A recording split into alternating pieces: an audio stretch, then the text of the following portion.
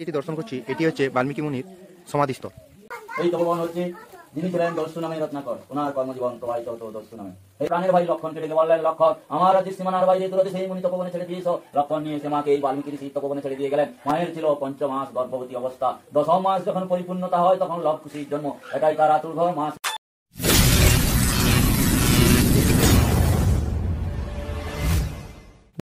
রাধে রাধে, সকলে কেমন আছেন? আশা করি ভালো আছেন। আর আমিও রাধারানীর কৃপায় খুব ভালো আছি। টাইটেল আর থাম্বনেল দেখে আপনারা বুঝেই গেছেন আজ আমি কোন জায়গায় আপনাদের নিয়ে যাব। এখন যেটি দর্শন করছেন এটি হলো সুবর্ণরেখা নদী। এটি ঝাড়গ্রাম জেলায় অবস্থিত। তো এই সুবর্ণরেখা নদী পেরিয়েই কিন্তু পড়ে গোপীবল্লভপুর, যেখানেও আছে একটি খুব সুন্দর রাধা গোবিন্দের সুপ্রাচীন মন্দির।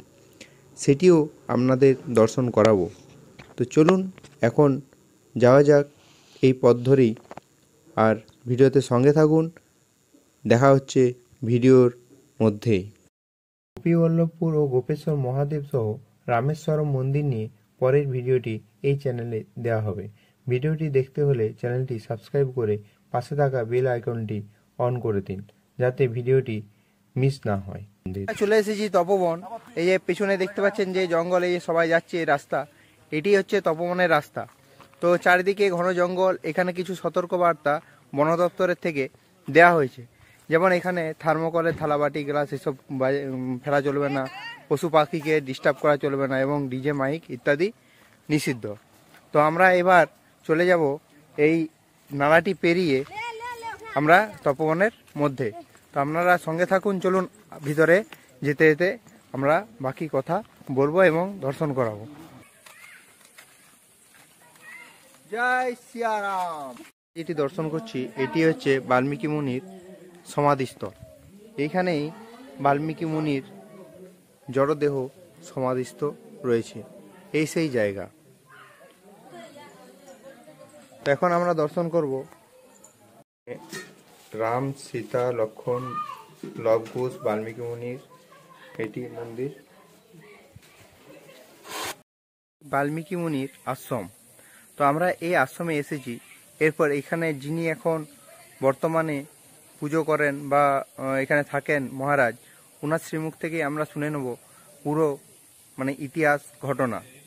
চলুন এরপর আমরা ওই বাবাজির কাছে যেয়ে আমরা সেই ঘটনা শুনে নিই। রাধে রাধে।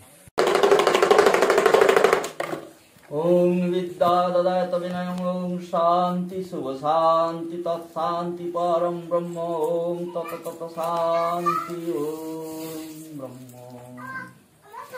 এই তপবন হচ্ছে যিনি ছিলেন দস্যু নামে রত্নাকর, ওনার কর্মজীবন প্রবাহিত হতো দস্যু নামে। এই গভীর জঙ্গলে তিনি থাকতেন। উনাই চলার পথে লোকজনকে মেরে হ্যাস্ত করে সমস্ত কিছু লুটপাট করে নিয়ে বাড়িতে যেতেন। বহুদিন করার পরে ভগবান বিষ্ণু নারদ ঋষিকে বললেন, নারদ তুমি ভারত ভূমি পরিক্রমা করো। নারদ ঋষি সমস্ত জায়গা ঘুরে ফিরে যখন এই গভীর তপবনে প্রবেশ করেন, গাছের আড়াল থেকে দেখছেন দস্যু লোকজনকে মেরে নিস্তেজ ভাবে বিনাশ করে দিচ্ছে।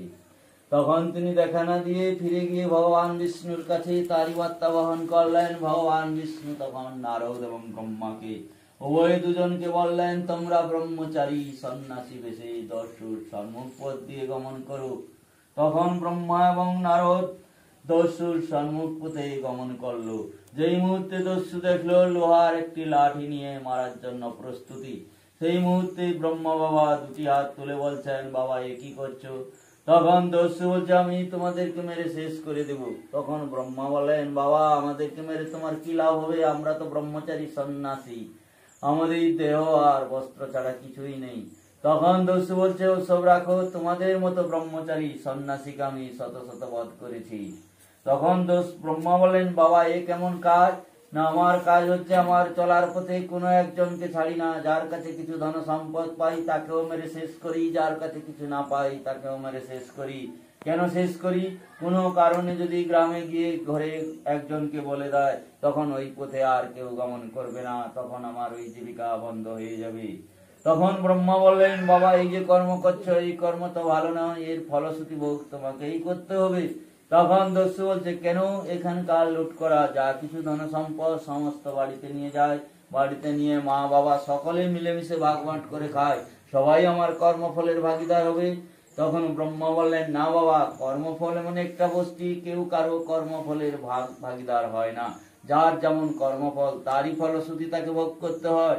তখন দস্যু বলছে, কেন খাচ্ছে ওরা, হবে না? তখন ব্রহ্মা বললেন, বাবা খোলা মুখে তো সোজা কথা বললে, ওদের মুখ থেকে শুনেছ? তখন দস্যু বলল, না তো। তখন ব্রহ্মা বললেন, বাবা তুমি তোমার নিজ বাড়িতে যাও, বাড়িতে গিয়ে সবার মুখ থেকে শুনে এসো। তখন দস্যু বলছে, আমি যদি চলে যাই তোমরাও লম্পট করে চালাকি করে পালিয়ে যাবে, তোমাদেরকে আমার হত্যা করা হলো না। তখন ব্রহ্মা বললেন, না বাবা পালাবো না, তোমার যে মনের অবিশ্বাস, বন থেকে লতা দড়ি নিয়ে সেই বৃক্ষে বন্ধন করে দিয়ে যাও। তখন বন থেকে লতা দড়ি নিয়ে সেই বৃক্ষে বন্ধন করে বাড়িতে গেলেন। বাড়িতে গিয়ে মা বাবা সবাইকে একে একে জিজ্ঞাসা করলেন, ওনার কুকর্মের ফলশ্রুতি ভাগিদার কেউ হলো না। দুঃখ মনে ফিরে এসে ব্রহ্মার বন্ধন মুক্ত করে বললেন, প্রভু তোমার বাক্য ঠিক, কি হবে আমার উপায়? ব্রহ্মা বললেন, বাবা উপায় আছে, ওই যে ছোট্ট নদী মালিনী, ওর জলে স্নান করে এসো। ওই নদীকে কেউ বা বলে সীতা নদী। তারপর তিনি স্নান করে এসে ওই বটবৃক্ষের নিচে বসিয়ে বললেন, বাবা তোমার মন প্রাণ মুখ খুলে বলো রাম রাম। উনার পাপ দেহ মন মুখ দিয়ে কিছুতেই রাম নাম উঠলো না। তখন ব্রহ্মা খুব চিন্তিত হলেন, কি করি উপায়? সেই বটবৃক্ষের উপরের দিকে তাকিয়ে দেখলেন একটি ডালা মরা শুকনো টেকা হয়ে আছে। তখন ব্রহ্মা বললেন, বাবা ওই ডালাটি কি? তখন দস্যু বলল, বাবা ওই ডালাটিকে মরা ডালা বলা হয়। তখন ব্রহ্মা বললেন, বাবা তোমার মুক্তির পথ উপায় হয়ে গেছে, মরা নাম জপ করতে থাকো। তারপর ব্রহ্মা নারদ চলে গেলেন। কিছুদিন পরে ব্রহ্মা এসে যখন হাজির হন, এই তপবন গভীর অরণ্যে গাছে ভরা ছায়, পশু পাখির কলরবের মধ্য দিয়ে ঢাকা, রাম নামের গুঞ্জন শোনা যায় এবং লোকহীন জনবসতি হারিয়ে যাওয়ার মধ্যে প্রভু ব্রহ্মা এসে যখন হাজির হন, সেই বটবৃক্ষটি ক্ষয় হয়ে হারিয়ে গেছে। হারিয়ে যাওয়া বটবৃক্ষের কাছে বল্মিতে ঢাকা হয়ে গেছে মন্দিরের মতো। আর সেই হারিয়ে যাওয়া বটবৃক্ষের ঝুড়ি বা গুলি থেকে দু সাইডে দুটি গাছ হয়েছে। আর যেই ডালা দেখে তিনি মরা নাম জপ করেছিলেন, সেই মরা ডালাটি শুকনো জড়ো হয়ে বাঁকা ধনুকের মতো প্রমাণবিহীন হয়ে আজও সাক্ষ্য হয়ে আছে। তারপরে তখন ব্রহ্মা ভাবলেন, ও তো ভিতরে বল্লিমিতে ঢাকা আছে, কি করি? তখন ইন্দ্রকে স্মরণ করলো। স্মরণ করার পরে জল বর্ষণ হলো। জল বর্ষণ হওয়ার পরে বল্মি ঢিপি ধুয়ে মুছে ক্ষয় হয়ে গেল। হারিয়ে যাওয়া বল্মি থেকে ভিতর থেকে বাড়ালো, রক্ত নাই, চর্ম নাই, শুধু অস্তিত্ব কঙ্কাল রাম রাম তরঙ্গে ভাসছে। তখন ব্রহ্মা বললেন, কি করি উপায়? এ তো রক্ত নাই, চর্ম নাই। তখন পঞ্চভূতের মহাশক্তিকে অনুসরণ করে মহামৃত্যুঞ্জয় মন্ত্র দিয়ে কুমণ্ডল জল ছিটিয়ে পূর্ণদেহ গঠন করে বললেন, বল্মি থেকে তুমি বাবা বাল্মীকি হলে। এইখানে মাতা সরস্বতী কৃপায় রাম জন্মের আগে থেকে 7 কাণ্ড রামায়ণ রচনা করো। তখন তিনি যে রামায়ণ রচনা করবেন, সেই যুগে সেই সময় কাগজ কলম কালি ছিল না। তাহলে পাতার ছন্দে ছন্দে কাঁটায় রেখা দিয়ে রামায়ণ রচনা করলেন পালি ভাষাতে। সেই পালি ভাষা রামায়ণ বাংলা, ভারত, সারা পৃথিবীর 400 কবি বিভিন্ন জাতিগত ভাষায় বর্ণনা করলো। তারপর প্রভু রামচন্দ্র জন্মগ্রহণ করে পিতৃসত্তা পালন করতে 14টি বছর বনবাসে গেলেন। মাতা সীতাকে পঞ্চবটি বন থেকে লঙ্কা রাবণ অপহরণ করে নিয়ে গেল। তারপরে প্রভু রামচন্দ্র বানর সেনাদের নিয়ে সাগর বেঁধে লঙ্কা কাণ্ড ঘটিয়ে রাবণকে বিনাশ করে মাকে অগ্নি পরীক্ষা করে অযোধ্যা ভুবনে ফিরে গেলেন। অযোধ্যায় গিয়ে শ্রীরামচন্দ্র অযোধ্যা নগরী রাজা হলেন। রাজা হওয়ার সময় প্রজাগণ বলল, এই রাজ্য থেকে রাম সীতা লক্ষণ গিয়াছিল, ওই সীতাকে অপহরণ করেছিল লঙ্কার চণ্ডাল রাবণ। সীতা অপবিত্র। তখন মাতা দেবীর মনে খুব দুঃখের সহিত মা বলিতেছেন, এই প্রজাতির চোখ মুখের কাছে না থেকে যদি আমি বনে থাকতাম, তাহলে এই কুবৃত্তি কথাগুলো আমার শ্রবণ করতে হতো না। তখন প্রভু রামচন্দ্র বলছেন, যাই হোক, তোমাকে তো আমি অগ্নি পরীক্ষা করেছি, সত্য মিথ্যা আমি বুঝেছি, কি হয়ে উঠু। তথাপি প্রজাগণ মানল না। একই সুরে সেই একই কথা বলতে থাকলো, সীতা কলঙ্কিনী অপবিত্র। তখন প্রভু রামচন্দ্র বলেন, অযোধ্যা নগরীর যখন আমি রাজা হলাম, রাজা রাজত্ব প্রজাদের নিয়েই আমার বড় কথা। প্রজাদের সুখ শান্তি আনন্দের জন্য আমি আমার সীমিত স্বার্থ সীতাকে ত্যাগ করব। তখন প্রাণের ভাই লক্ষণকে ডেকে বললেন, লক্ষণ, আমার রাজ্যের সীমানার বাইরে দূরদেশে মুনি তপবনে ছেড়ে দিয়ে এসো। লক্ষণ নিয়ে সে মাকে এই বাল্মীকি ঋষি তপবনে ছেড়ে দিয়ে গেলেন। মায়ের ছিল 5 মাস গর্ভবতী অবস্থা। 10ম মাস যখন পরিপূর্ণতা হয় তখন লবকুশীর জন্ম।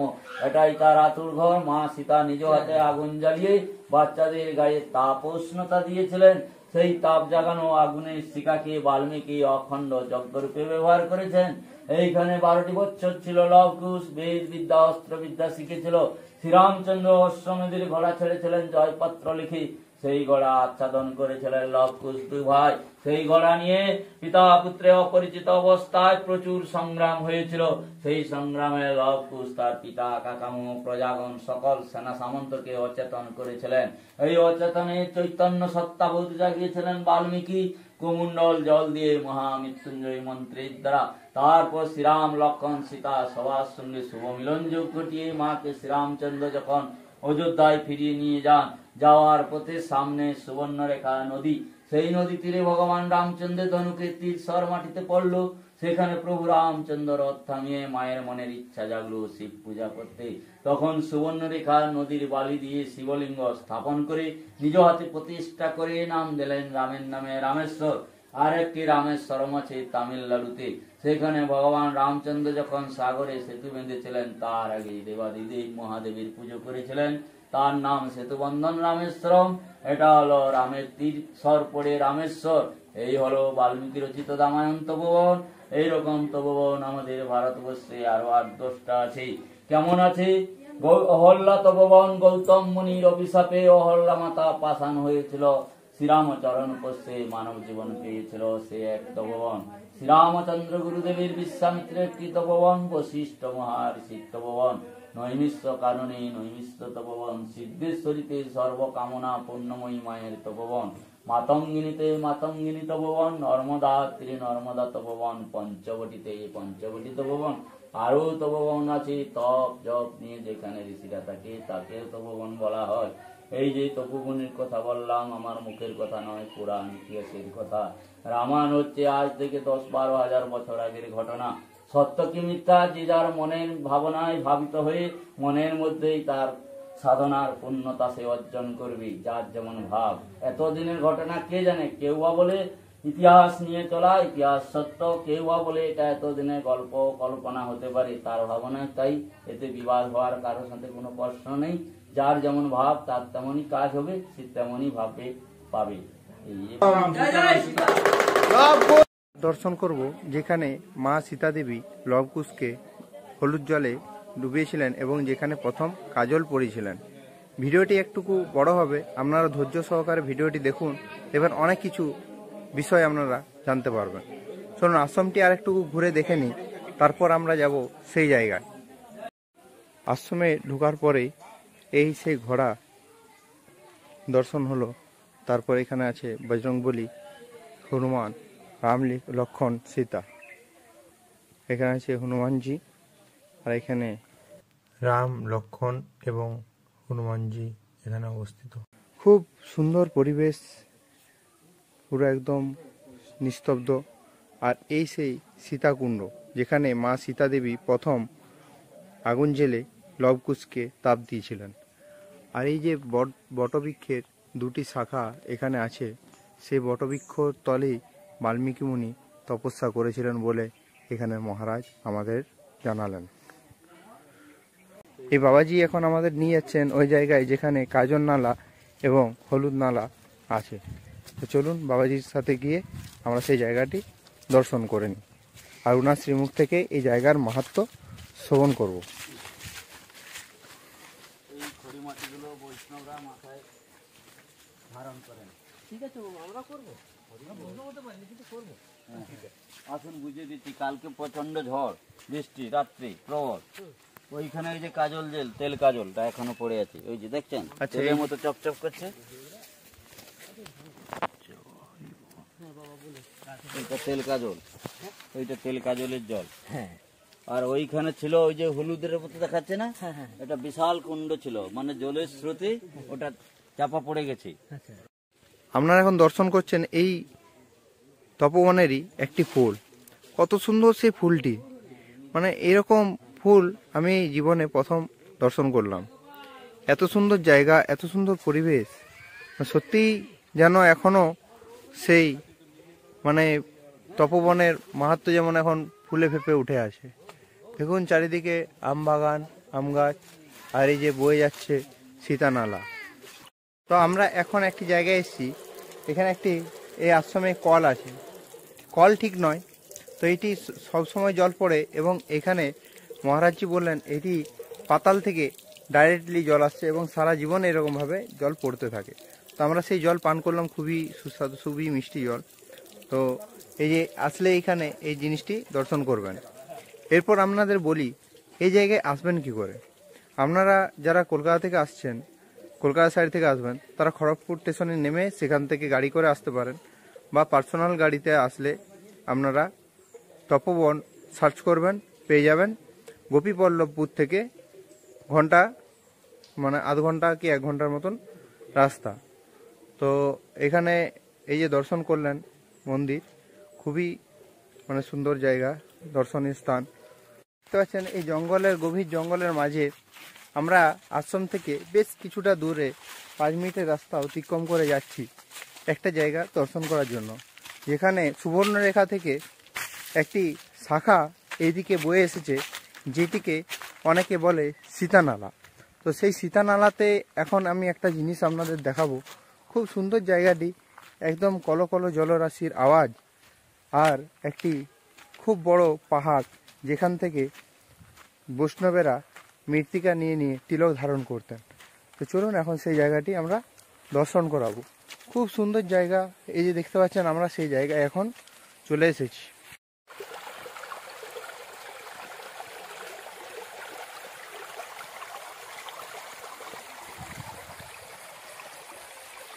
এই যে এই সেই পাহাড় দেখতে পাচ্ছেন, সব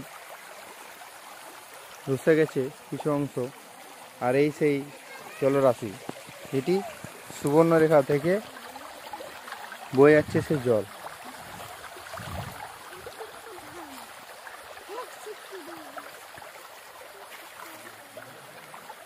এদিকে তাকাও রাধে।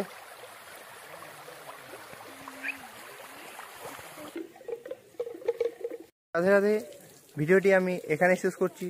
যারা এরকম টাইপের ভিডিও দেখতে চান বা লং ভিডিও দেখেন, শর্ট ভিডিও দেখতে চান, তো আপনারা এই চ্যানেলটি সাবস্ক্রাইব করবেন, আমার এই ছোট্ট ফ্যামিলিতে জুড়ে যাবেন।